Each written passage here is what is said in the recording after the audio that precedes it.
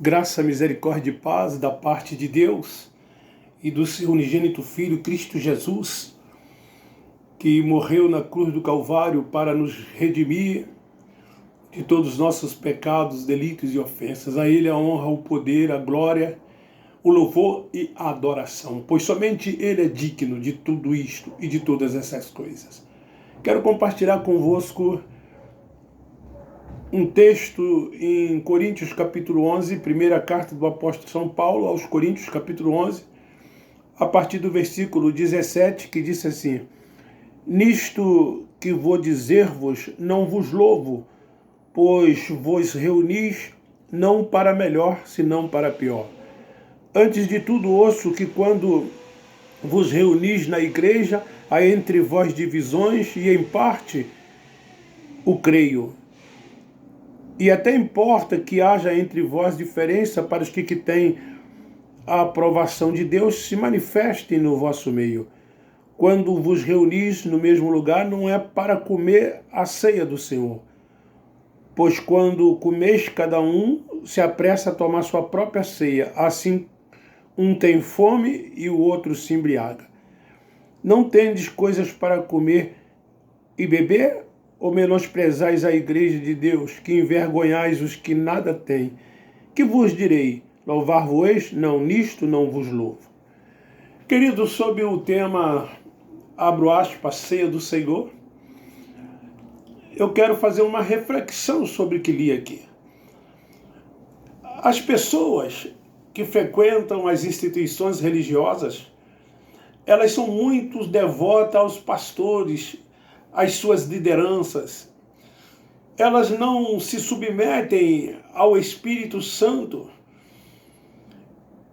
E essas pessoas, elas não deveriam fazer nada sem consultar a Bíblia Sagrada, que é a palavra de Deus. Mas elas vão muito pelos achismos dos líderes religiosos. Querido, a epístola é uma carta.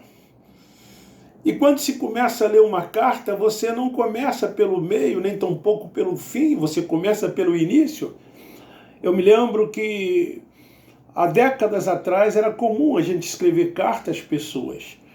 E lógico que ficávamos na expectativa de receber essas cartas e para ler o contexto, o texto, para saber o que aquela carta na verdade queria nos dizer.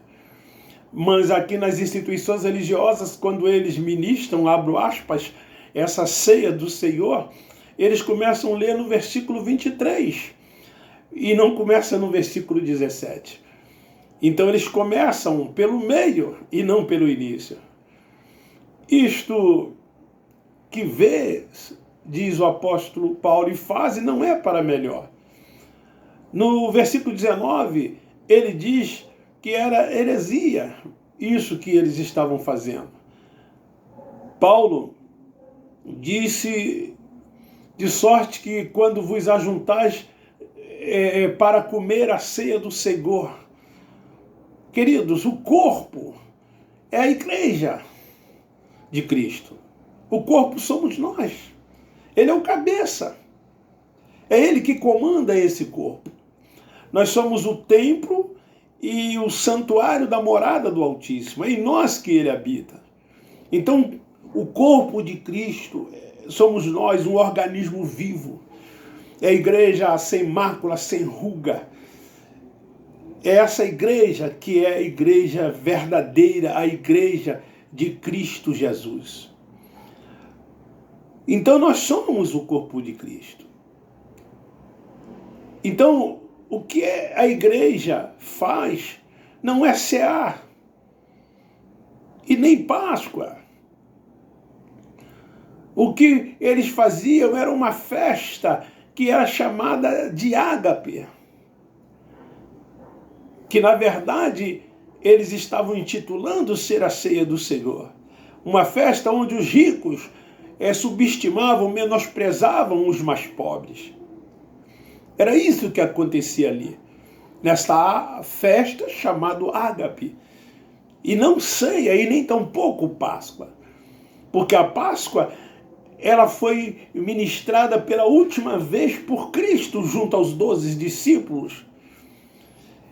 E o apóstolo Paulo, ele recebeu de Cristo aquilo que ele vos ensinou, como ele diz no versículo 23. O Cristo ressuscitado. Então Paulo, na verdade, ele está lembrando que o evento foi para os discípulos. Que a Páscoa última que Cristo ministrou foi para os discípulos. Para que os discípulos, eles anunciassem a morte do Senhor até que ele viesse. Disse aqui que ele está num reino físico. E então estava numa representação do que viria, do que seria, na verdade, no futuro. Então, por isso que Paulo diz, em memória de mim. Em memória de quem está vivo? Se Cristo ressuscitou, se o Cristo ele é ressurreto, se ele na verdade vive, se ele já não mais jaz no túmulo, se ele ressuscitou, ele é o Cristo ressurreto. Como podemos fazer algo em memória de quem está vivo? Se vê que quando ministram a tal chamada ceia do Senhor nos templos religiosos, e eles estão tentando trazer a memória de quem está vivo. Então, é como se ele estivesse morto. Então, a Bíblia diz que no primeiro domingo, ele ressuscitou, Cristo, ele ressuscitou. Então, Paulo diz aqui no versículo de número 25, semelhantemente, depois de cear, tomou o cálice, dizendo: este cálice é a nova aliança no meu sangue, fazer isso todas as vezes que beberdes em memória de mim. Fazer isso quem? Os judeus. Muitos têm e carregam a Bíblia, mas não conhecem o conteúdo, não conhecem a palavra na exegese, na sua essência. As pessoas se reúnem uma vez por mês para anunciar que Jesus vai morrer. Quando ele está vivo.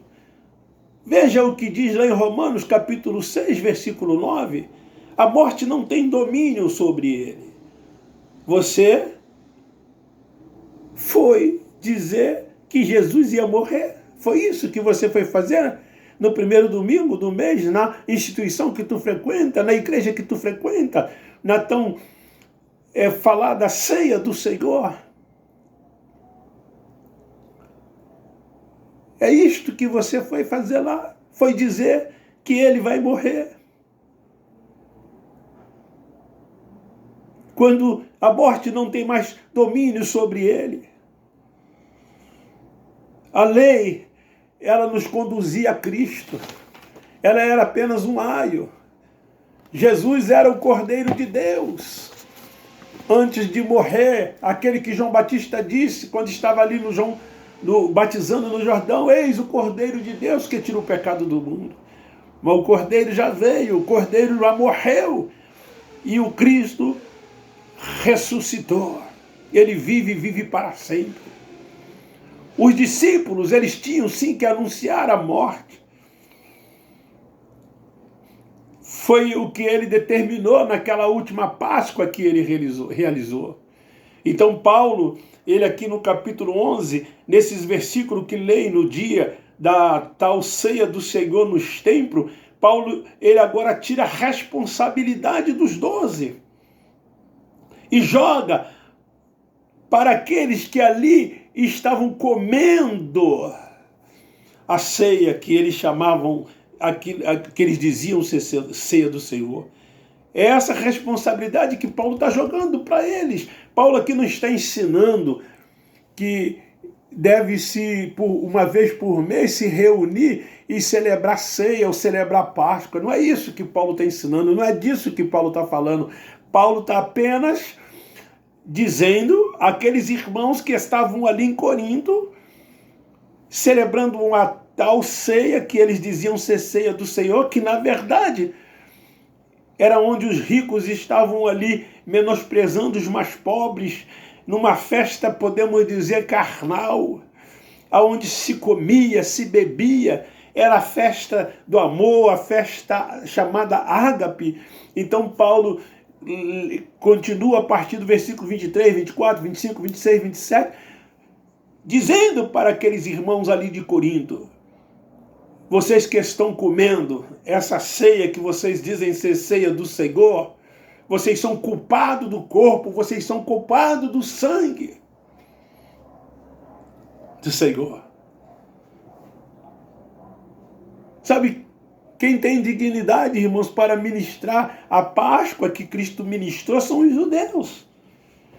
Isso era deles e não de qualquer um outro, a não ser dos judeus ali, dos discípulos que estavam na Páscoa com ele. Então, por isso que Paulo, ele diz aqui, porque todas as vezes que comer deste pão, beber deste cálice, anunciar a morte do Senhor até que ele venha. Portanto, qualquer que comer o pão e beber o cálice indignamente será culpado do corpo e do sangue do Senhor. Era isso que esses irmãos ali em Corinto estavam fazendo. Paulo traz a responsabilidade para eles. Vocês são culpados, vocês estão comendo e bebendo indignamente aquilo que vocês não poderiam estar fazendo, chamando de ceia do Senhor, porque isso era uma responsabilidade dos 12 apóstolos. Eles deveriam, até que Jesus ressuscitasse no domingo, anunciar a sua morte. Por isso, em memória de mim, pois ele morreu na sexta-feira. E ele passou esses 3 dias no túmulo. E havia necessidade de anunciar, porque ele iria morrer como morreu, mas ele iria ressuscitar como ressuscitou. Então Cristo está vivo e vivo para sempre. E agora os religiosos se reúnem uma vez por mês para fazer a tal ceia do Senhor. Queridos, que Deus tenha piedade de nós, que Deus tenha misericórdia de nós. Quanto tempo nós fomos enganados pelos líderes religiosos, fazendo com que nós fizéssemos esse ato como se esse ato fosse um mandamento, um ensinamento de Paulo. E na verdade Paulo não está ensinando a igreja, porque Paulo é o apóstolo dos gentios. Paulo foi o que recebeu a responsabilidade diretamente do Senhor para a igreja de Cristo. E então Paulo não está aqui colocando isso como uma ordenança, como até eles dizem que isso é uma ordenança para a igreja. As ordenanças, todas elas duraram até a cruz, assim como a lei de Moisés, assim como os rudimentos dos homens. As leis, os sacerdotes, os profetas duraram até a cruz. E agora nós só temos um sacerdote, que é Cristo Jesus. Nós só temos um pastor, que é Cristo Jesus. Nós só temos um Senhor, que é Cristo Jesus. Nós só temos um batismo, que foi aquele que nós fomos sepultados com ele, lá na cruz, quando ele derramou o seu sangue e morreu por nós. Nós só temos uma só fé. E então, hoje, as instituições religiosas, elas têm ainda instituído o preceito das leis dos homens, rudimentos da lei de Moisés, e atado sobre os ombros das pessoas, para que as pessoas possam carregar fardos pesados, que eles com os dedos não conseguem movê-los, mas eles atam sobre os ombros das pessoas. E as pessoas estão aí tentando fazer ou deixar de fazer para que possam serem salvos, para que possam alcançar uma perfeição. É isso que eles têm ensinado e as pessoas estão procurando seguir essas orientações humanas, esses preceitos dos homens, uma vez que ela é livre, uma vez que agora nós estamos na graça que é Cristo Jesus, nós andamos por graça e vivemos por graça. Nós estamos livres na liberdade com que Cristo nos libertou. O Espírito Santo de Deus que habita nesse templo, no santuário, na morada do Altíssimo, ele testifica com o nosso espírito que nós somos filhos de Deus. Fica aí essa palavra para a nossa reflexão, para a nossa meditação. Que o Eterno continue nos abençoando como ele tem nos abençoado até então. Quem tem ouvido para ouvir, ouça o que o Espírito de Deus diz às igrejas. Amém, amém, amém.